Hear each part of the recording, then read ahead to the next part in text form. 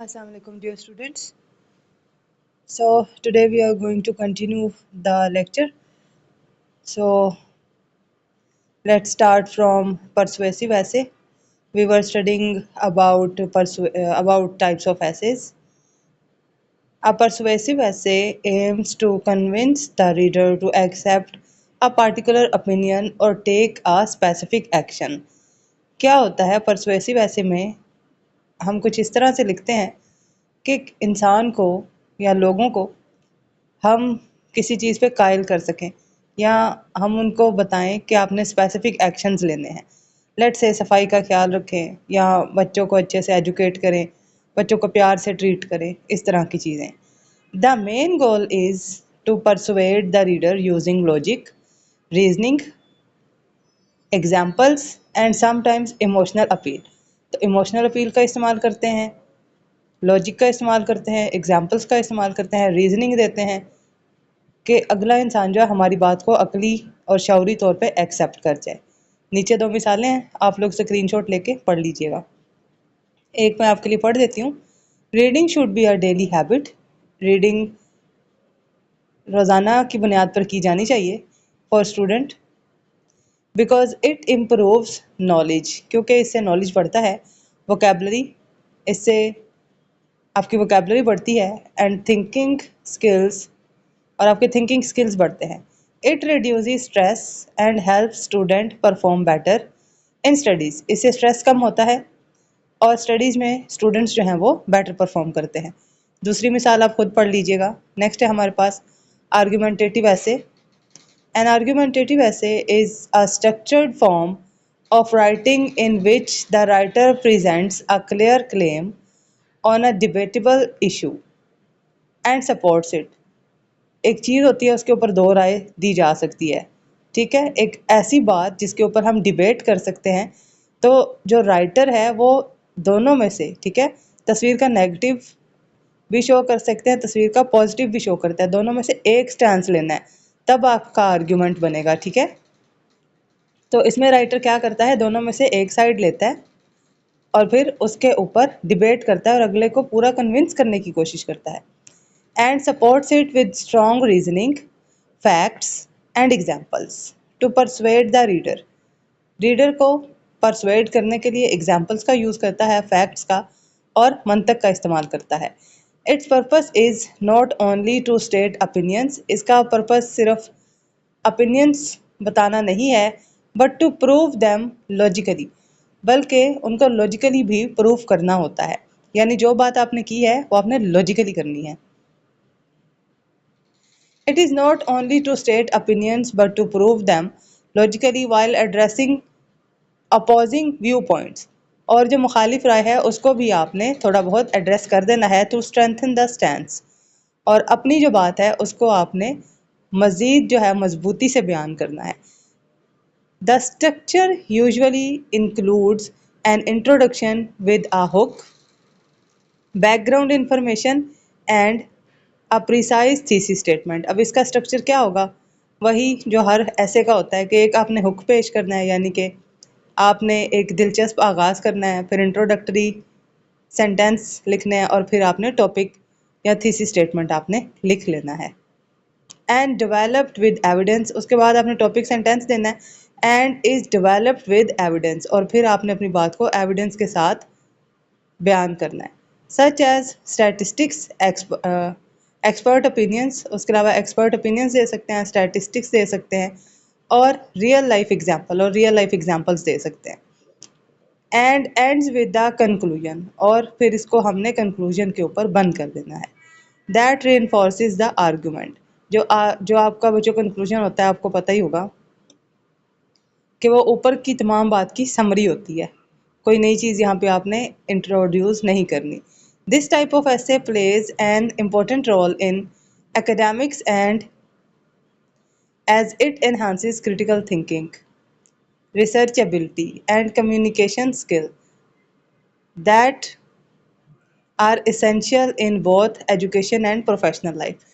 तो ये जो अभी मैंने मेंशन किए हैं ये तमाम स्किल्स आपके बढ़ते हैं जब आप आर्ग्यूमेंट करना सीखते हो। नेक्स्ट है हमारे पास बच्चों रिफ्लेक्टिव ऐसे।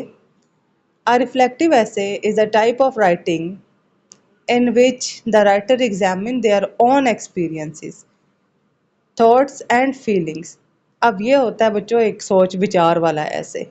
इसमें क्या करता है राइटर जो है, राइटर एग्जामिन करता है अपने ही एक्सपीरियंसेस को, अपनी ही सोचों को एंड अपनी ही फीलिंग्स को, टू गेन डीपर अंडरस्टैंडिंग, उनको समझने के लिए, एंड लर्निंग, और उनको ज़्यादा अच्छे तरीके से समझ लेने के लिए, सीखने के लिए।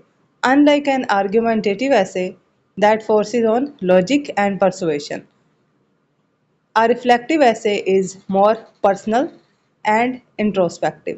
ये बच्चों ज़ाती होता है और इंट्रोस्पेक्टिव होता है, ठीक, अपने बारे में होता है ये। allowing the writer to connect life events with broader themes or lessons। अब ये किस चीज़ के ऊपर फोकस करता है कि आपके जो लाइफ इवेंट्स हैं उनको ब्रॉडर थीम्स और ब्रॉडर लाइफ लेसन्स के साथ अटैच किया जा सके, उनके साथ इनका मुवाजना किया जा सके। It usually begins with an introduction that presents the experience or situation, followed by body paragraph where the writer describe what happened। ठीक, कोई इंसिडेंट बताया जाएगा, उसके बाद फिर बॉडी पैराग्राफ में उसको डिटेल के साथ बयान किया जाएगा, फिर उसको एनालाइज किया जाएगा और उसका जो इम्पैक्ट है राइटर की लाइफ के ऊपर वो ये बताएगा कि मुझे इस वाक़ये ने या इस सोच ने किस तरह से चेंज किया या मैंने इससे क्या सीखा, and explains what was learned from it। The style of a reflective essay is often subjective and emotional। Reflective essay का स्टाइल बच्चों इनफरादी होता है, ज़ाती होता है और इमोशनल होता है। But it should still be clear, organized and meaningful। लेकिन इसको फिर भी क्लियर होना चाहिए, ऑर्गेनाइज होना चाहिए और मीनिंगफुल होना चाहिए, वही ऑर्गेनाइजेशन जो ऐसे की होती है, ठीक। Writers often use the first person pronoun I. First person में लिखा जाता है, यानी मेरे साथ ये वाक़या हुआ या मैंने ऐसा किया या मैं ये सोचता हूँ। Because it is based on self reflection, क्योंकि ये अपनी ही सोच के ऊपर और अपनी ही सोच को देखने के लिए इस्तेमाल होता है। एविडेंस इन अ रिफ्लेक्टिव ऐसे does not come from facts and statistic but from personal experience. जो एविडेंस पेश करना है वो भी पर्सनल एक्सपीरियंस से पेश करना है, ना कि एग्जांपल्स देनी है या स्टैट्स देने हैं।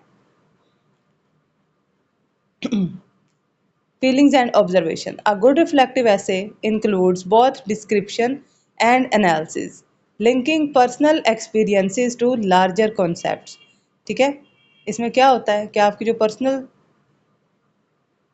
थॉट्स हैं उसको हम जो बिगर पर्सपेक्टिव्स होते हैं उनके साथ जोड़ के फिर हम कुछ ना कुछ इसमें से सीखते हैं। Experience to larger concept, larger concept के साथ में पर्सनल एक्सपीरियंस को जोड़ते हैं और फिर वैल्यूज़ और फ्यूचर गोल्स उनके साथ भी इनको जोड़ते हैं। It often concludes by summarising. क्या होता है इसका भी वही एंडिंग होता है, यानी इसको भी हमने एंड पे कंक्लूड करना है। और ये भी हमें critical thinking, self awareness and ability to evaluate their own progress, ठीक, कि हमने कितनी प्रोग्रेस की है, हम कितने सियाने हो गए हैं पर्सनल एक्सपीरियंसेस से, या हम बात को कितनी बारीकी से जान सकते हैं। इन तमाम चीज़ों की तरफ ये हमें लेकर जाता है, या ये तमाम चीज़ें जो हैं इससे हमारी शार्प होती हैं। तो क्या होता है हमारे पास रिफ्लेक्टिव ऐसे अपने ही किसी आदत, अपनी किसी सोच, अपने किसी स्टाइल, इसको हमने अपने ही किसी ज़िंदगी के वाक़ये को ब्रॉडर कॉन्सेप्ट ऑफ लाइफ के साथ जोड़ना है और फिर उसमें से हमने देखना है कि हमने क्या सीखा और या फिर हम क्या सीख सकते हैं। आज के लिए काफ़ी है। ये नीचे कंपैरेटिव आप लोगों ने पेज नंबर 155 पे जाना है। कंपैरेटिव स्टडी आप लोगों ने कर लेनी है कि सब में क्या क्या डिफरेंसेस होता है। ये बच्चों आपके कंपैरेटिव के ऊपर क्वेश्चन आ जाता होता है। तो फिर लेट्स से इन्होंने आपसे कहा कि आपने नैरेटिव ऐसे और डिस्क्रिप्टिव को कंपेयर करना है, तो ये आपकी हेडिंग्स हैं सारी, आपने इस बेस के ऊपर लिख लेना है इसको, ठीक है।